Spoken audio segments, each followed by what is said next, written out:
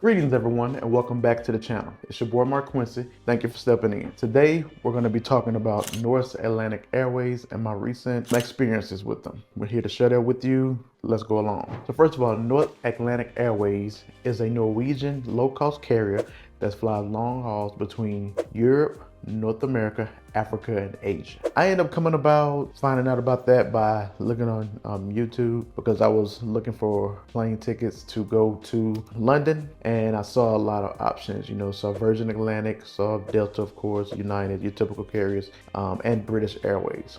But then also I came upon Norse. So I started watching some YouTube reviews just to kind of see how it was. Then I went to start looking at price. Pricing was looking good for them. I think for 2 tickets overall there, the cost was right at like $2,000. And when I was looking at Virgin and other airlines, the economy for those airlines was like close to around what the premium is with Norse. So Norse has the basic levels and then it has the premium. Doing a little comparison, read about it, decided to, from a cost perspective, and all I really care about is like having some extra leg room, being able to stretch and sit in the seat comfortable, and that fit the bill for it. So I was like, okay, first time over here, let's just give that a try. So I ended up booking that with the Capital One Venture card. I had just got that card and I had to hit the $4,000 spend limit. So that was to get the 75,000 intro bonus points. So that worked out perfectly in that area because I was able to go ahead and make the purchase there for the airline tickets and then almost be at, my spend limit for that. Ended up flying to JFK, looking at the time and schedule and pricing wise was best for me. So flew out there on JetBlue because I had some points to redeem there, so I redeemed the points there. Flew in Saturday, left and got there late in New York that Saturday, and then got up that Sunday morning.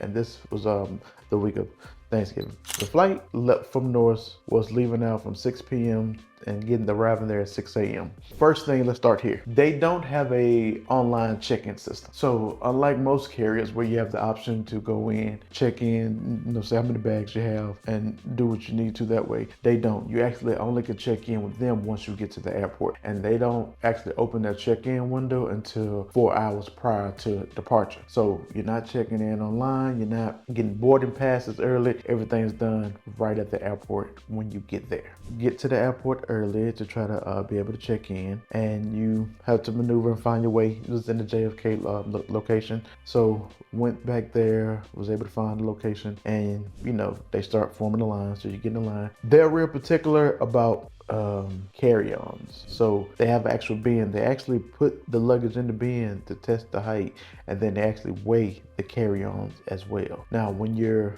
booking with the premium, it's included with the checked luggage, and a carry-on is included in there. But they still weigh it. They're very, particular about that aspect. Also, they did go ahead and really examine, kind of like some thoroughness with it when checking like the passport information. So that was kind of like thorough and spot on. But other than that, it was pretty much a seamless and easy procedure. So once you get through that thing, you make your way onto the back and you wait. Once again, they have the premium and they have the economy. So once it's actually time for boarding, with the premium you get the priority boarding. So yeah, to get on there first and unload. So once they were getting ready to have everyone board, they had everyone line up that was priority, being that I had bought the premium ticket, so we were lined up in priority. And that line went pretty smooth. First it was one person checking, then you had another person came, and I think a third one, and then they just started like basically checking the passport information and then going on. So once we walked on, then you show it to the flight attendant and tells you where your seat is. The premium seats have significant more leg room and wider seats, like I said, with the 232 layout. And in economy, you get less leg room and the 333 layout. In premium class, you get complimentary drinks brought to you. Like as soon as you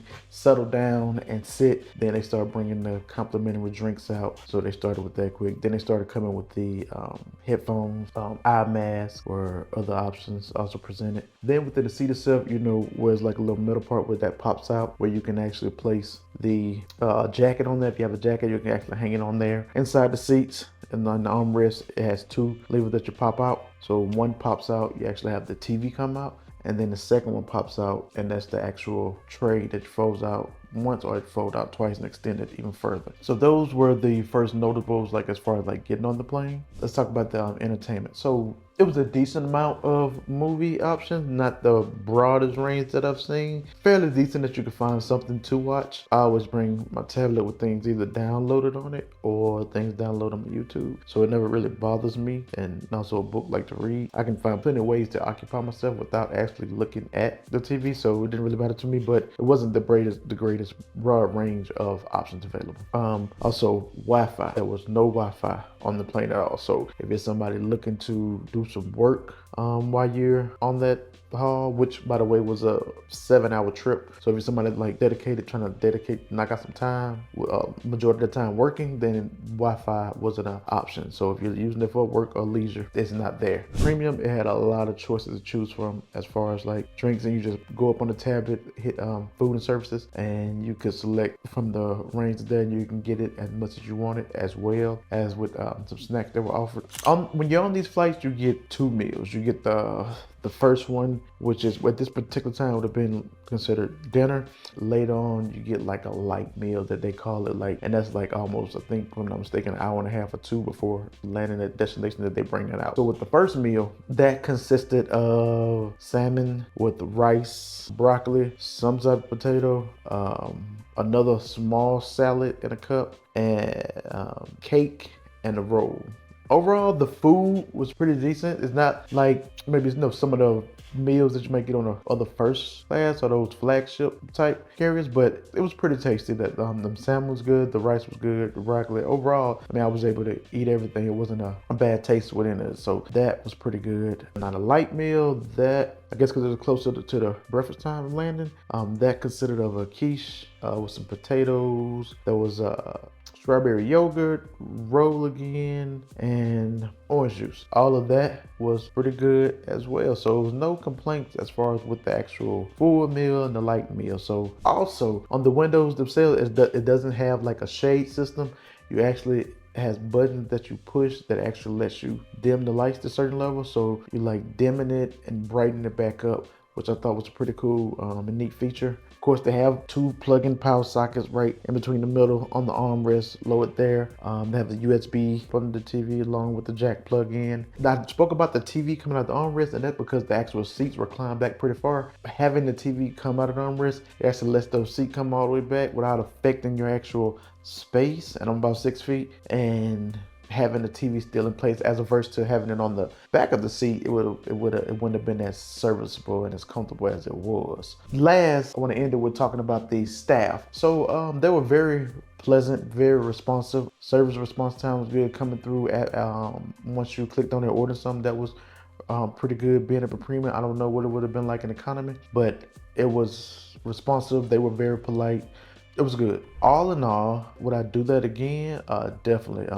I would still like to try some of the other airlines, like with that extending, with the actual bed and isolated section to yourself. I've seen some of those videos of how those look, but this is more, Norse is more than serviceable in premium. That gives you a relaxing flight, decent food services, not too much to complain about, over more than half of the cost that you would doing it on another flagship carrier. I would definitely recommend it. That was my overall experience. I think it's definitely worth a try if you're looking to go international and it's somewhere in your actual area or close to you. Definitely give it a chance. Once again, thank you for tuning in. Hit that subscribe button and keep watching as I keep providing more information and experiences. Thank you. Take care.